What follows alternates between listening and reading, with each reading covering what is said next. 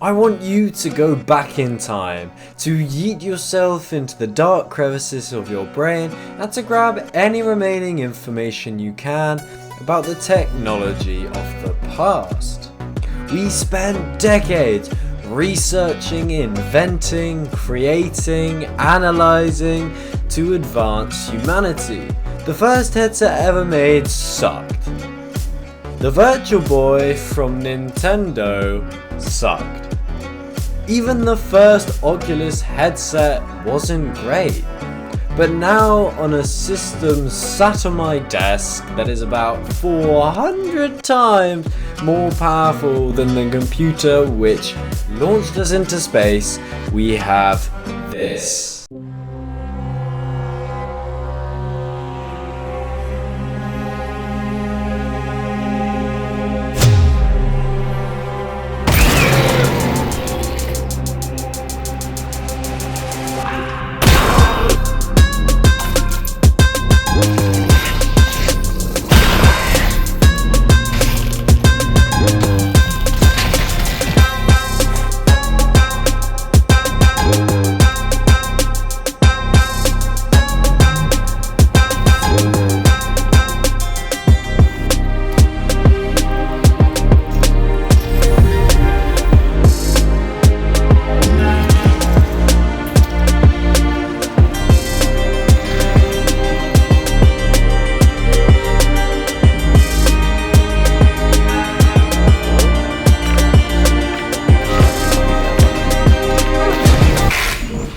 Oh, that's not good.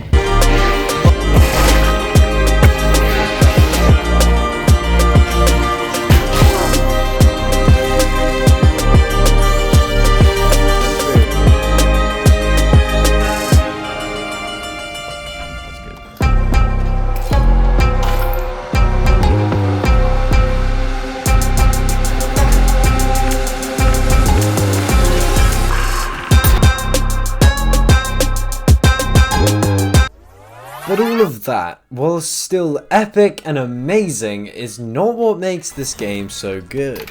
What makes this game special is the small details. Not the gun doesn't sound like a water pistol, like it normally does, nor that the texture pack they use looks almost lifelike. No, this game is unbelievable because of the small details. Let me give you a quick rundown. 1. Everything is interactable. But Finn! So is Bone Wax and Boneland! Yeah, it's not the same.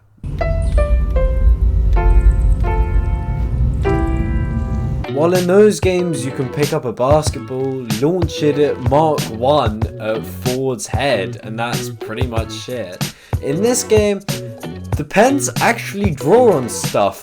Video are complementary angles, supplementary angles, and vertical angles. The whiteboards aren't low-res pictures slapped on the walls, but can be actually erased and drawn on. Form a right angle. The bottles lining the rubbish bins can be squeezed. The bottles have real liquid in and will smash and actual wine and beer pulls out. The list goes on and on and on of interactable Easter eggs. 2. Everything is HD, readable and in such high quality. But Finn! So is Bone Wax and so is Boneland! Yeah, it's not the same. We are talking about useless, unnecessary, time-consuming, realistic, obsessive details that every VR game in the future needs if it wants to rival this masterpiece. For example, on a bench in City 17, you can find a newspaper with an article about Dr. Wallace Breen, the Black Mesa administrator who sold out humanity to the Combine during the 7-hour war. Obscure scientists and conditional global surrender to extraterrestrial. I have no idea about any of that lore. Who in the living metaverse is Dr. Wallace Breen? And why on earth should I care? I think by now I may have convinced you that this game has some crazy details.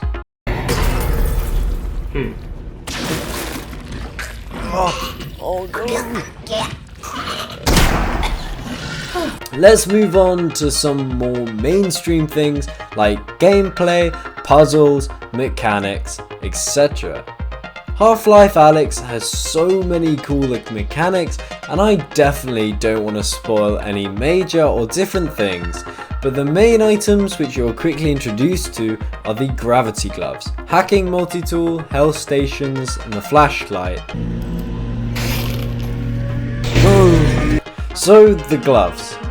Being able to effortlessly flick my wrist for things to pop up and fall into the palms of my hands is so satisfying. Valve has really managed to create such a simple, tactile mechanic that leaves you feeling a sense of satisfaction with every catch. I found it to be really similar to Pistol Whip's gunplay in a weird sort of way. Hear me out. In Pistol Whip, you constantly hit the craziest shots, coolest tricks. But in reality, it's all just the most subtle aim assist aiding your self-esteem. In Half-Life Alyx, the gravity gloves do make things get to your hands through aim assist, but it still feels like you're doing the skill and in total control. The only negative thing I would say is that it definitely favours veterans in VR. I know I picked it up straight away with no issues. I felt like a magician instantly, while many people I've seen on forums struggle. They struggle to use the gloves as they haven't truly got their VR legs, so to speak. Secondly, the puzzles. Alyx wields an epic multi-tool device that allows Valve to create extremely interesting variety within the gameplay and to stop the game from feeling like a pure story-driven shooter. The multi-tool is basically a hacking USB which allows you to break into rooms, crates, loot boxes and other locked places. It also allows you to reroute the wiring within apartments and buildings and infrastructure, so you can turn on lights, open doors, take power away from shields and deactivate tripwires, which is by far the most stressful thing of the lot, by the way. Valve uses the hacking to give you a floating holograms of mini games which you have to solve in order to move on. These puzzles are also extremely well executed in terms of skill level too. As you advance, they get increasingly more challenging, adding more elements to each puzzle, but yet not ever becoming too tricky that it's frustrating or too easy that it's only an inconvenience. Personally, I adore the wiring mechanics, as it just makes you explore cupboards and walls which I would never have thought to look inside, adding to the sense of immersion. Everything inside the entire world is real. Boom. Or at least Power looks back on. and feels it. Boom. The health and gun upgrade stations are also extremely well integrated into the game, as they are combine made and therefore fit super well into the quarantine zone. This feels nuts, by the way. They don't feel like you're upgrading your gun or getting more health. They merely feel like you're injecting yourself with medicine and building new attachments onto your weapons. It's all supernatural and never once broke the immersion for me like some other games do. However, now let's move on to why I am making this video. This game is a trap! It's a trap! I hate this game! I have the most love-hate relationship with this game. Locked.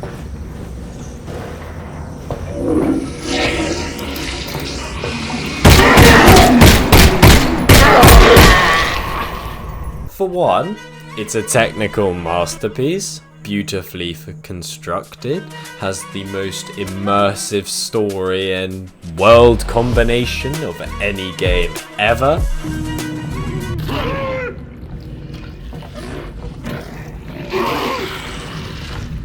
But on the other hand, it's freaking terrifying!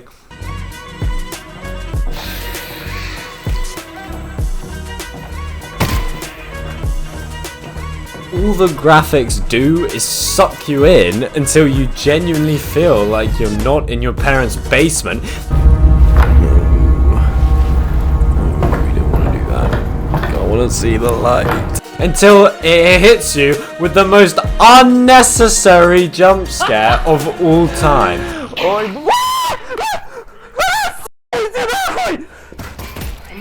I hate this game. It sucks. It sucks. It literally, it sucks. The devs wanted me to need a whole new set of underwear, and they definitely succeeded. For instance, why was this necessary? Oh!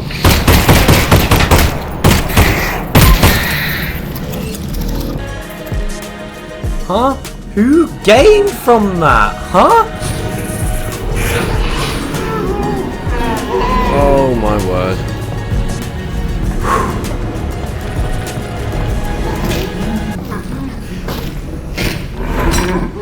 Can't miss.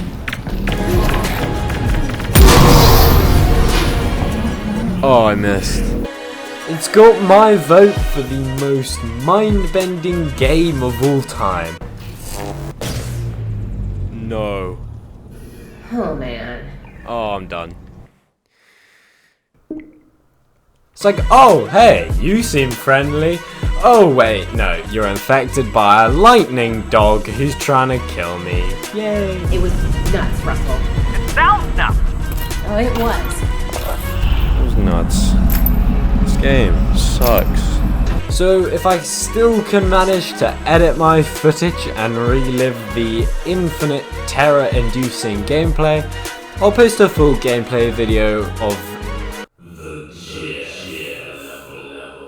For all of you who know what I'm talking about, prepare yourself. And for those of you who don't, good, you're about to. He's just a mate of mine, and I'm actually excited for you to meet him. I purposefully didn't include any gameplay past the 5th level of this game, so go enjoy it for yourself. It's terrifying, but amazing in every other way. Check out another one of my videos, and goodbye. Yes. That guy's fucking dead, brother.